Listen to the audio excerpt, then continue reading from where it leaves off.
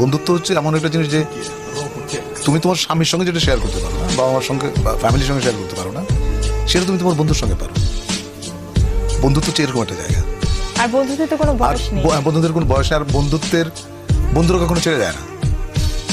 কিন্তু সবাই চলে যাবে, তোমার আমার মেয়ের বিয়ে হয়ে গেল কিছু, সে আমাকে ছেড়ে চলে গেছে, সবাই ছেড়ে চলে যাবে, বাবা মরে যাবে, মা মরে যাবে, কিন্তু বন্ধু কখনো হারায় না। আমরা যে নতুন নতুন আমি ইরেশের একটা নাটক করে আসলাম কিছুদিন আগে কক্সবাজারে, ওখানে এই সংলাপটা পড়ে আমি খুবই মুগ্ধ। আমি ইরেশকে বললাম যে তুমি এরকম একটা চমৎকার সংলাপ লিখেছ। ইরেশ জাকিরের লেখা।